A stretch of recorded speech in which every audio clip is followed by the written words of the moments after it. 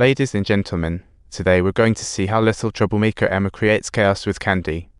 As her unsuspecting young cousin neared the pool, it was as if he was heading to a magical world. But like a superhero, her aunt saves the little guy, leaving Emma devastated. Her uncle spots the candy on the ground and wonders aloud, who left the door open? Is this magic? Her uncle is deep in thought, while Emma's gaze starts to resemble that of a little villain. She's known for being a little animal tyrant, but when she disputes with people, she goes for the knockout.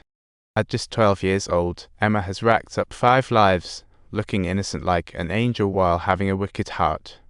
With her harmless appearance and professional lying skills, she always dodges the police. The kind aunt adopts Emma and deserves the Best Foster Child award, but Emma feels no gratitude. Instead, she begins to resent her aunt's marriage, feeling like a little maid under someone else's roof.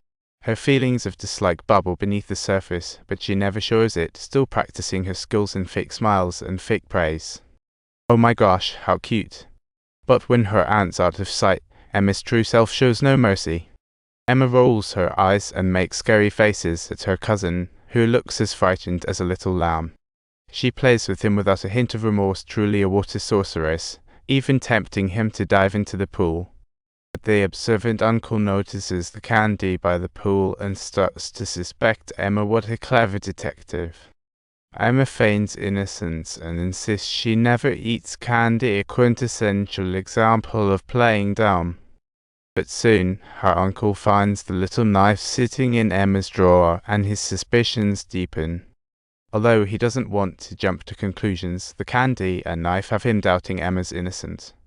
To secure her future, the uncle decides to send Emma to a fancy boarding school, giving her a servant contract. Emma flashes a bright smile on the outside, but inside she's thinking, why should I be sent away? Em, the aunt's niece, back in her room, she buries her head in a pillow, letting out muffled screams, truly the star of a melodrama. A few minutes later, Emma regains her composure, looking in the mirror as she summons her killer instincts. She's a natural-born life and death decision-maker, getting rid of anything she dislikes, truly a horror movie in the making. Even her biological father is treated with no mercy, so what's an uncle to her? Emma thinks to herself, tonight I'll serve up some delicious food for my uncle. While her uncle is cooking and answering the phone, Emma sneaks oil into the pot, like a little chef pulling a prank. She cranks the gas up high and, when the flames erupt, she's got the fire extinguisher ready. Talk about school spirit. Quiet. You two, she shouts, truly embodying her inner little commander who's giving orders. Although her aunt calms the debate, Emma senses her uncle's look has taken on a slightly detective flavor. She starts to worry about being caught, so she practices her apologies in front of the mirror. Uncle, I want to apologize, she dramatically states, truly like a little actress on stage. As she says this, she strolls over to her uncle fixing the car, ready to put on a new show. By the way, I recently bought a Tesla on Gauzy used cars, saved a ton of money. Gauzy's cars are professionally inspected, with a 3-day test drive opportunity, truly a worry-free choice. Don't miss out. Emma takes the blame for the fire, just to cover her little schemes. Afraid of getting scolded by her aunt, she denies everything.